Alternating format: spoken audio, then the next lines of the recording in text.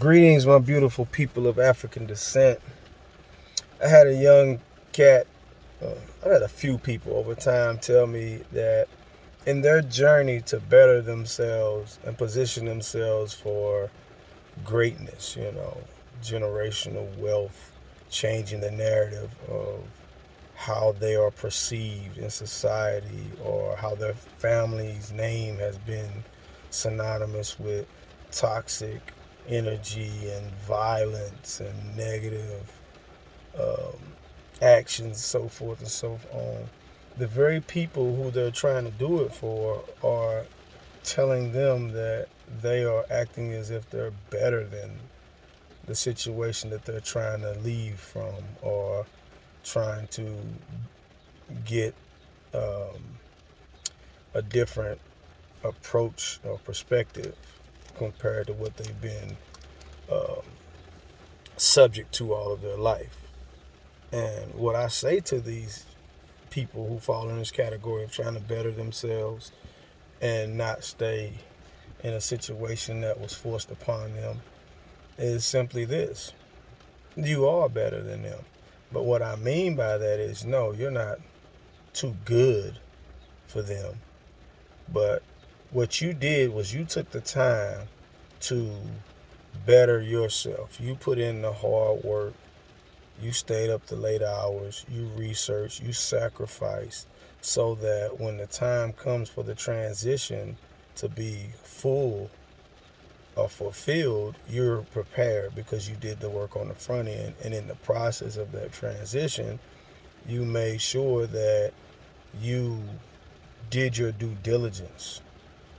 Whereas the people that were in your circle, they were comfortable and complacent, and they never developed a better version of themselves, because that's what you did. You created a better version of yourself than the person who was originally in this environment with your family, friends, and associates.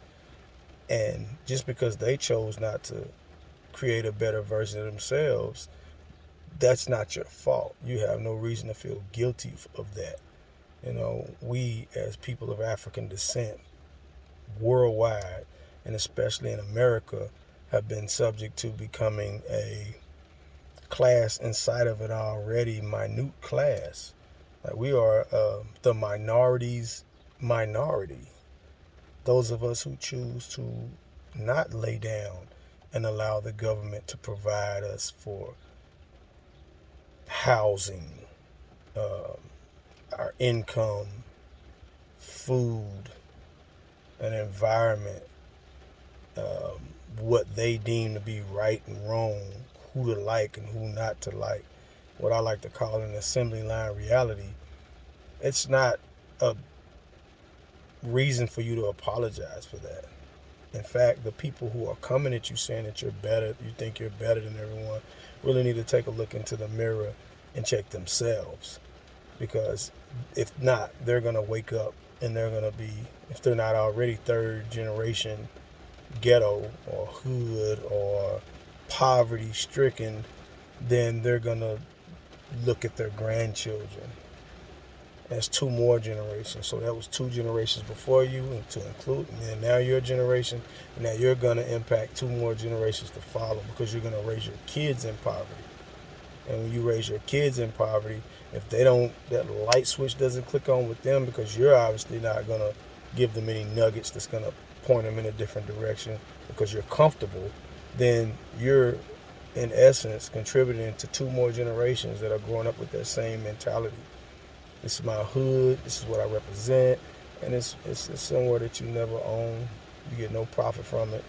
There's no generational reward. Like, you can't pass down whatever level of success that you claim or feel that you have achieved in that environment. That doesn't pass down to the next generation once you die. There's no equity in it. There's no reason for you to be inspired to do it other than everybody else is doing it. I mean, and everybody else is such a small amount of people when you look at it in the totality of the amount of people in this world. Everybody else is like 100 to 1,000 people, and you're not connected with all of them.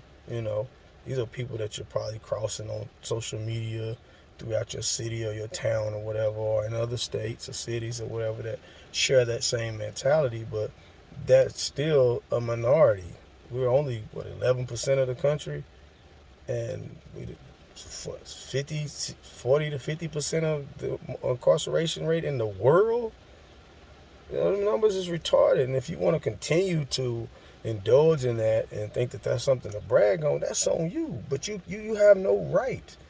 You actually have audacity to come at someone who wants something different.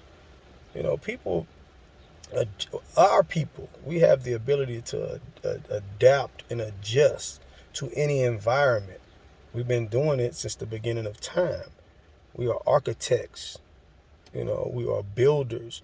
We are mathematicians. We are scientists. We evolve. We have nothing and we create something. It goes on every day in the rural areas of Africa and throughout the world. And I'm not saying that people of African descent. Well, yeah, I am, because all people come from Africa. So anyway.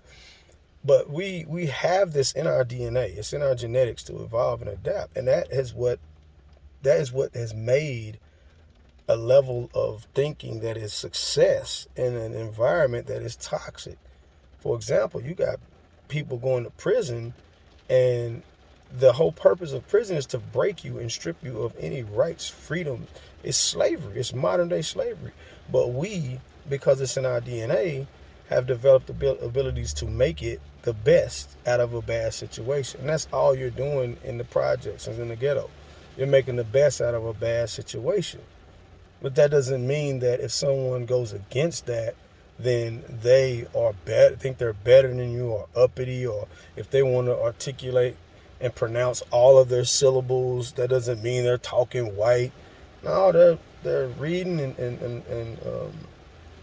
they're saying the verbiage in the context that it was written, that it was created. If you speak in another language, you don't just cut it to slang when you first learn it. That's us, and I don't knock us, because that's also another thing that links back to our culture. We've always had multiple languages. We're so diverse and whatnot.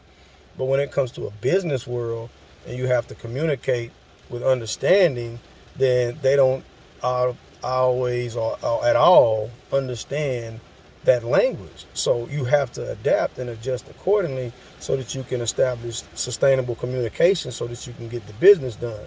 That doesn't mean you're talking white. That means that you're pronouncing all of your syllables.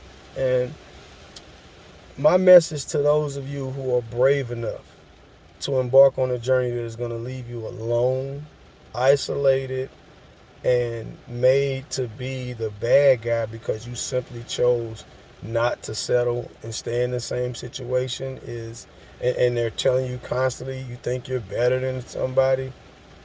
Well, I am. I'm better than the old version of me. And if the better version of me makes you feel like I think I'm better than whoever you are, that's not my problem. Because I didn't do this to become better than you. I took on this journey so that I could become a better version of me. And as a result, something I'm doing is impacting you in a way that you feel like I'm better than you. That's on you, bro.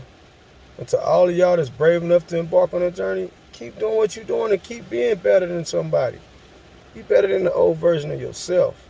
Anything else is irrelevant. And anybody else's opinion is irrelevant. Love, peace. I say.